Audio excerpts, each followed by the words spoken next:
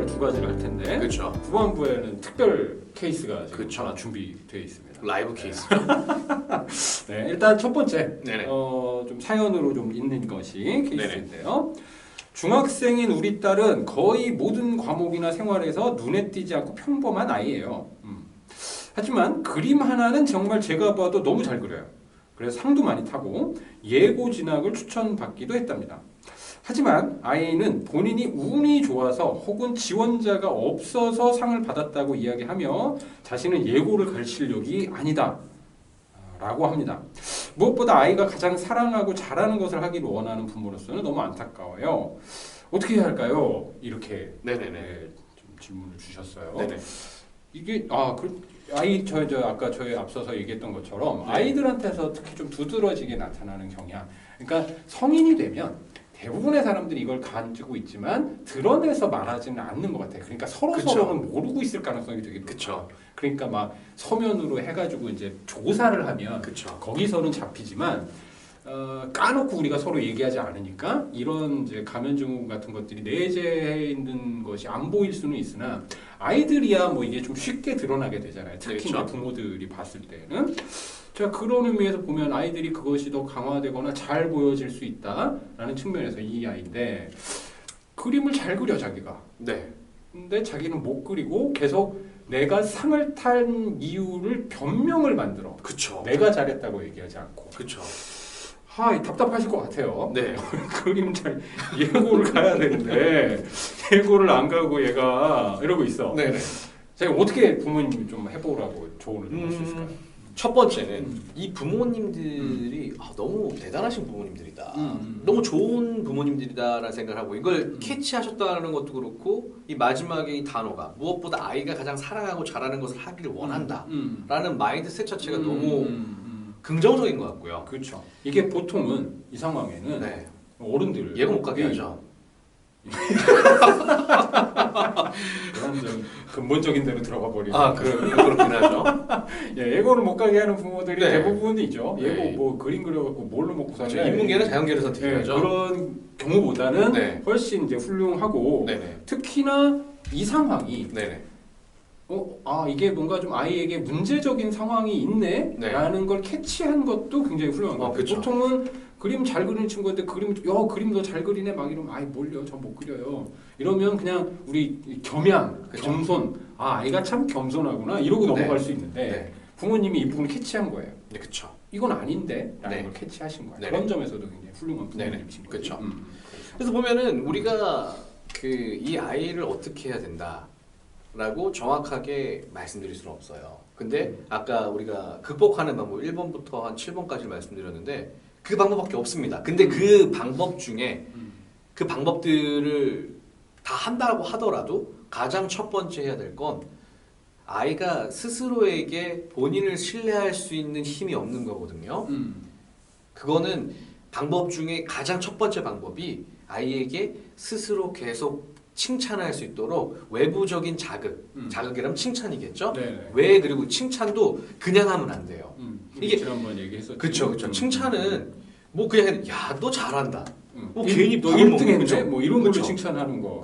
그리고 예를 들어 밥을 먹고 있는데 야 너 밥 잘 먹는다. 이 칭찬이 굉장히 좀 이상하고 어색하거든요. 근거가 있어야 돼요. 그러니까 아이가 왜 내가 너를 칭찬하는지에 대한 근거가 아이가 받아들일 수 있어요. 논리적으로. 그런 칭찬을 자꾸 해줘야 본인에 대한 신뢰가 쌓아질 수 있거든요. 그게 가장 첫 번째 급선무로 생각합니다. 좋은 칭찬을 해준다. 그렇죠. 여기서 좋은 칭찬이란 우리가 지난번에 얘기했듯이 결과에 대해서 혹은 막 영리하고 스마트하고 막 이런 것이 아니라 열심히 노력한 결과가 나왔네라는 태도를 가지고서 칭찬을 해줘야 된다. 계속 그런 방식으로 훅 돋아줘야 된다. 그러니까 1등 했으니까 잘했어가 아니라 1등 하려고가 아니라 그림을 그리기 위해서 또 많은 시간을 썼고 많은 그 노력을 투여해서 그 결과가 이렇게 나왔네. 그거 너무 훌륭한 것 같아.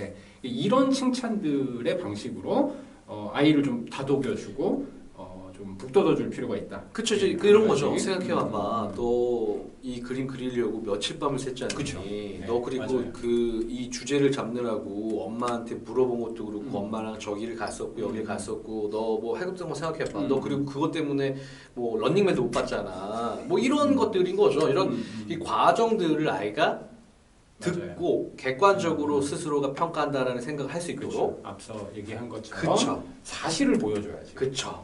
너가 증거를 얼마나 들이미는 노력했냐? 거죠. 너가 그쵸. 얼마나 노력했냐를 너가 한번 보자. 네. 봐라. 그래서 실제로 내가 그림을 많이 그렸고 많이 노력했고 하는 것을 아이한테 그쵸. 같이 확인해줘라. 그쵸. 이거 굉장히 중요한 점인 그쵸. 것 같아요. 그리고 저는 아이가 잘하지 못한다라고 애가 생각할 수도 있어. 맞습니다. 뭐 얘가 꿈이 뭐 고고나 고갱이나 막 이런 수준으로 있을 수도 있지. 그쵸. 내 그림은 아직 형편없어. 굉장히 높은 이상과 가치를 가지고 있을 수 있어. 물론 그렇습니다. 근데 그것에 대해서 뭔가 열등감을 가지는 것보다 본인이 그림 그리는 걸 얼마나 좋아하는지를 그쵸. 설명해 주는 게 그쵸. 그리고 본인한테도 네. 그걸 설득시켜 주는 게 제일 중요한 것 같아. 네, 그러니까 네가 그림을 그리는 이유는 대회에 나가서 1등 하려고 그리는 거 아니잖아. 그게 제일 중요한 거죠. 네가 좋아하잖아 그림 네. 그리는 거. 그러면 돼. 네. 난 그거면 좋고 네가 그림을 앞으로 계속 그리기 위해서 필요한 것들을 내가 많이 도와줄 거니까 좋아하는 거면 계속 그려. 근데 뭐 그림 그리는 게 싫으면 딴 거 하든가. 그게 저는 지금 방금 말씀하신 네. 마지막 네. 문장이 제일 와닿는데요.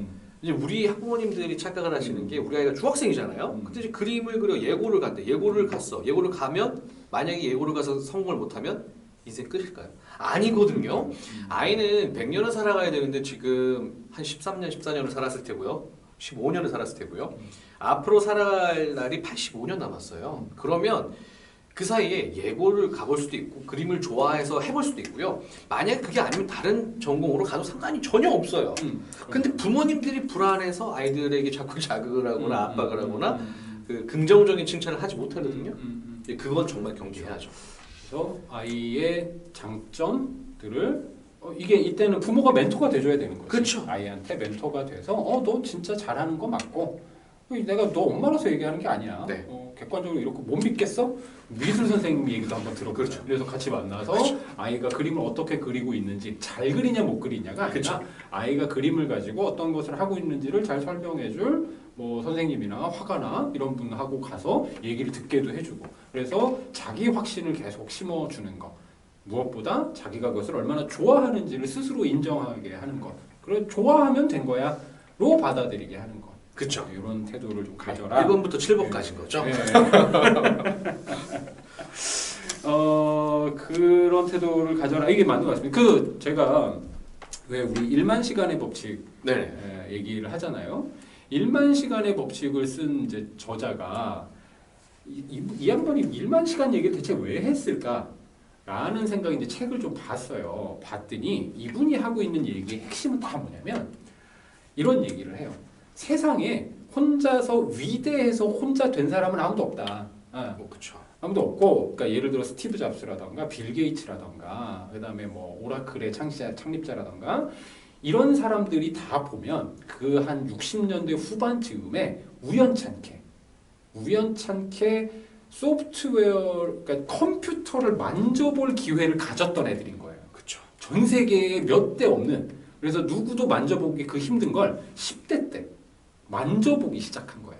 그래서 이 사람들 세계적인 재벌이 돼 있는 갑부가 돼 있는 이 양반들도 따져보면 그런 우연찮은 기회들을 잘 잡아서 그렇게 된 거고 근데 그렇게만 해서 되느냐 그러면 그거 정말 뭐 이렇게 타고난 능력인 거냐 타고난 능력도 일부 있지만 이 사람들의 그 과정들을 쭉 봤더니 그 일에 10,000시간 정도는 투여를 하고 그제서야 어떤 결과가 나와라는 걸 이제 얘기하려고 10,000시간이 나온 거더라고요. 그쵸. 그러니까 10,000시간을 뭘 해야 전문가가 된다가 아니라 어떤 결과를 만들어내는 데까지는 그것에 집중해서 경험하는 1만 시간 정도의 굉장히 오랜 기간이 필요하다.